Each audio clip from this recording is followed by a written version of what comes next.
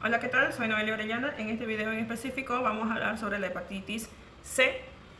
Bien, las enfermedades hepáticas, en este caso las hepatitis virales, son enfermedades infecciosas que afectan al hígado, que está causada por distintos tipos de virus, ¿no? Está el A, B, C, D y E, ¿no? En el video podemos ver que el virus de la hepatitis C pertenece a la familia Flavivirus, tiene un RNA y como componente genético y además una envoltura lipídica, ¿no? Esto migra hacia las células hepáticas causando daños, replicaciones virales y en formas más prolongadas algunos tipos de virus pueden llegar a la cronicidad, ¿no? Que es el caso, por ejemplo, de la hepatitis C como tal. Bien, viendo, me refiero al cuadro clínico y las lesiones histológicas o anatomopatológicas causadas por diferentes agentes etiológicos que están acá, los 5 tipos de virus, son prácticamente idénticos, ¿no? Es un poco difícil guiarse por la clínica, aunque también para el diagnóstico nos ayudaría las diferencias. Me refiero en diferencias en mecanismos de transmisión, el periodo de incubación, la evolución y obviamente y principalmente tal vez los marcadores serológicos que permiten reconocer o diagnosticar en sí el agente responsable.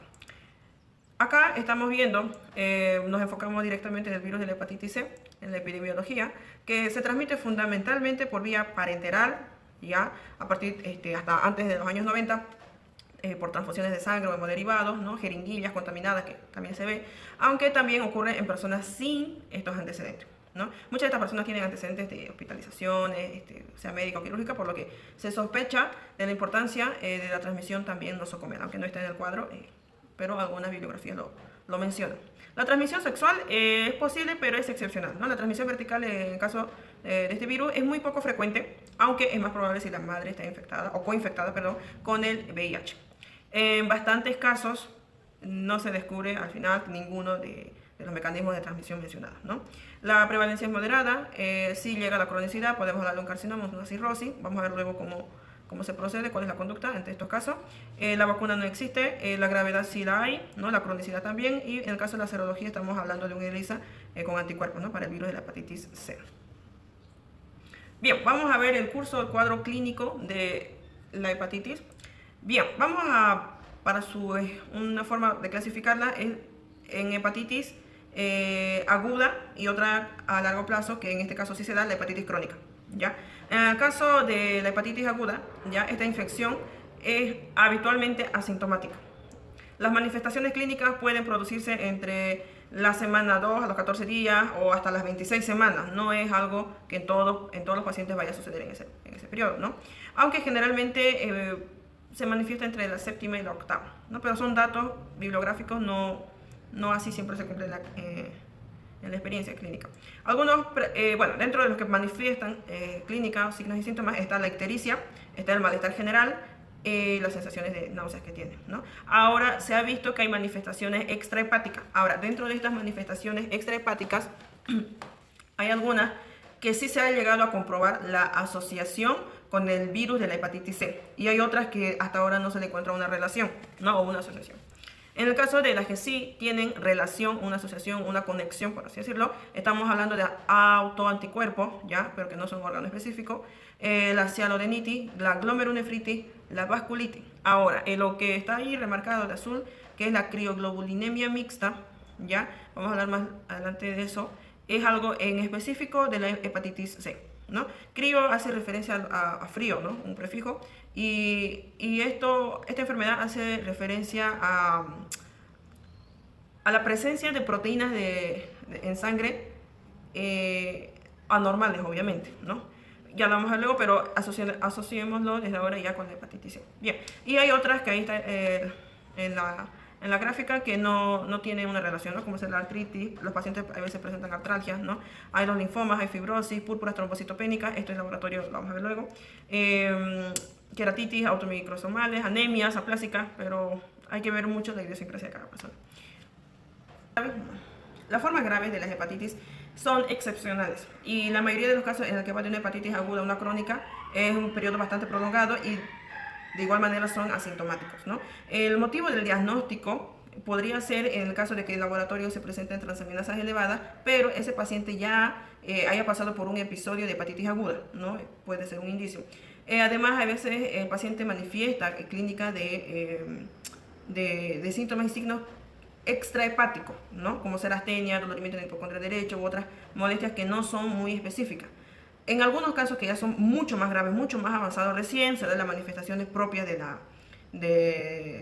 lo que viene a ser la hepatitis, ¿no? Es decir, ictericia, ascitis, ¿no? Y otras manifestaciones también extrahepáticas, ¿no? Y no olvidemos asociar la hepatitis C con la crioglobulinemia mixta, que ya se ha encontrado la relación.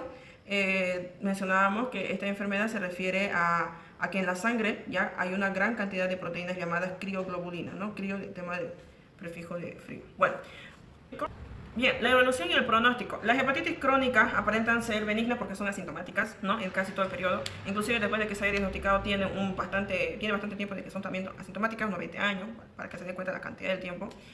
Pero de la misma forma es posible que en estos pacientes aparezca la parte crónica, es decir, un cáncer primitivo de hígado, un hepatocarcinoma, por lo que debe ser controlado periódicamente por una ecografía, ¿no? Esto ya es la conducta terapéutica. Bien. Ahora, ¿cómo se hace el diagnóstico? ¿No? Clínicamente es un poco complicado. En el caso del laboratorio hay que ver cuál sería la respuesta serológica a la infección, ¿no? Si estamos hablando de una forma aguda, como tal, vamos a ver obviamente una elevación de las transaminasas, es decir, de la alanino-aminotransferasa, de la LT, AST, o también llamado aminoaspartotransferasa. Y recordemos que los anticuerpos en este caso son las inmunoglobulinas G, ¿ya? Entonces, ante una sospecha de una forma aguda de hepatitis, si es asintomática, ¿qué hacemos? ¿No? En especial si es anictérica, estos resultados nos ayudan, ¿no?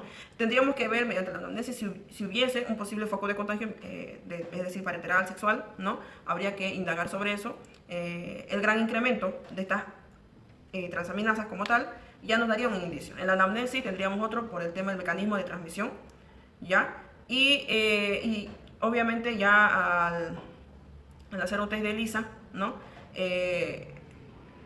Y que salga positivo, pues ya obliga a descartar cualquier otra causa etiológica.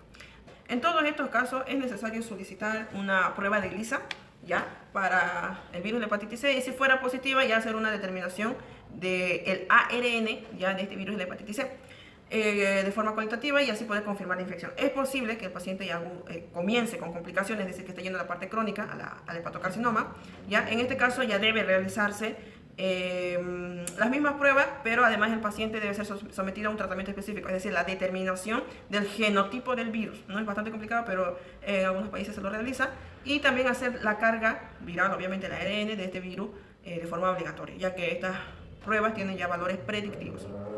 Entonces, haciendo una recapitulación,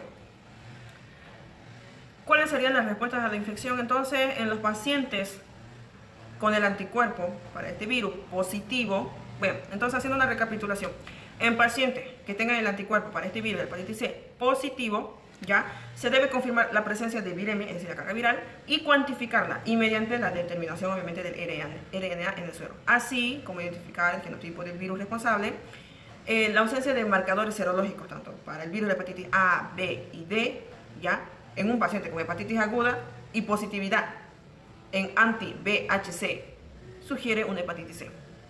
Segundo, la determinación del RNA de este virus confirma el diagnóstico. Si esta prueba da un resultado negativo, conviene descartar infecciones causadas por otros agentes. Por ejemplo, diagnóstico diferencial con citomegalovirus, ¿no? Virus de Epstein-Barr, Treponema pallidum, ¿ya?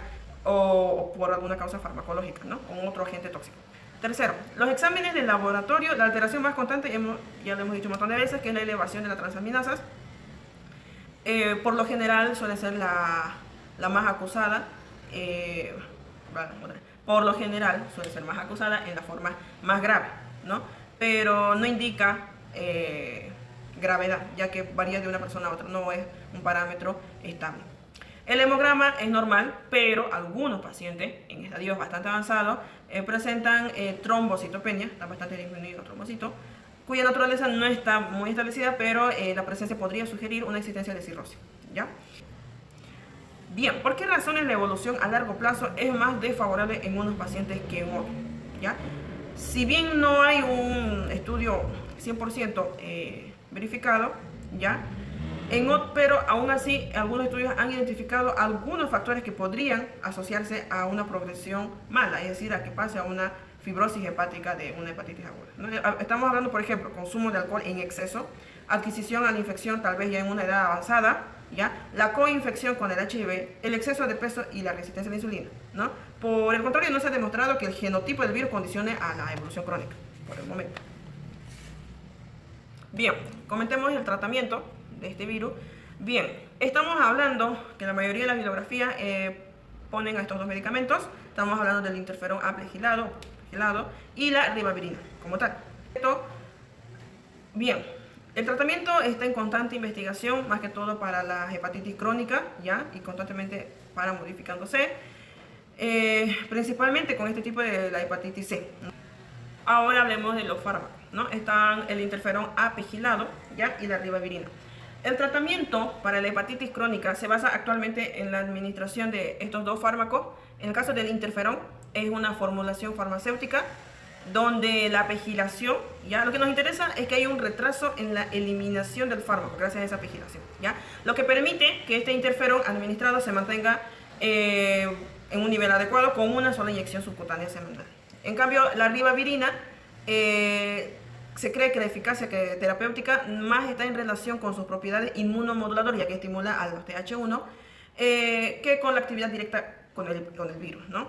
Bien, estos fármacos, en el caso de ribavirina, se administran por vía oral, dosis variables entre 800 y 1400 miligramos al día, repartidos en el desayuno y la cena. Las dosis de ribavirina dependen del genotipo del virus y el peso del paciente. La duración del tratamiento es en general de 48 semanas en los pacientes infectados con genotipo 1 y 4. Y en caso de los que estén infectados con genotipos 2 y 3, está a las 24 semanas. Otros factores, como ser edad avanzada, que ya lo habíamos mencionado, ¿no? La duración tal vez muy prolongada de la infección, presencia de cirrosis, fibrosis hepática, elevación de la ferritina plasmática, el exceso del peso, la resistencia a la insulina, inclusive habla de las razas, ¿no? Según Ferreras, la coinfección por el VIH y entre otras se ha relacionado con una mala respuesta a este tratamiento. ¿Bien? El interferón da lugar a reacciones adversas como ser manifestaciones pseudogripales, cansancio, depresiones y que algunos pacientes lo toleran, pero para otros les resulta ser intolerable. ¿Bien? La neutropenia y la trombocitopenia son relativamente frecuentes y pueden obligar a modificar las dosis de interferón, algunas veces inclusive llegar a interrumpir, ¿no? Pero son excepcionales los casos. La ribavirina se acumula en los eritrocitos y ocasiona hemólisis, pero la anemia que resulta no es tan significativa.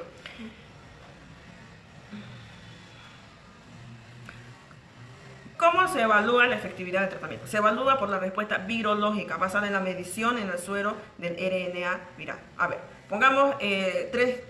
planteémonos tres situaciones. ¿Cómo sería en el caso de que haya la curación de la infección en un paciente? ¿Cómo sería el resultado en pacientes que no respondan? Y otros pacientes que tal vez ya les salió negativo, pero vuelven a tener recaída. A ver, primer caso.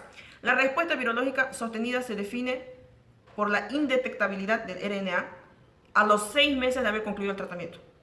En eso podemos decir que hay la curación de la infección. Segundo caso.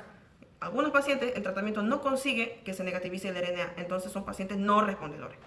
Tercer caso.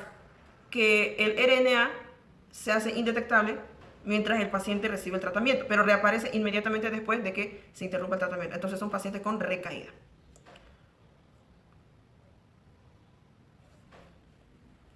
Recientemente se han comunicado los resultados de estudios que han evaluado la eficacia y la seguridad de estos dos fármacos que vemos en la imagen, que es el telaprevir y el boceprevir, en el tratamiento en pacientes con genotipo 1 de este virus. Estos fármacos bloquean la actividad de la serin proteasa del virus.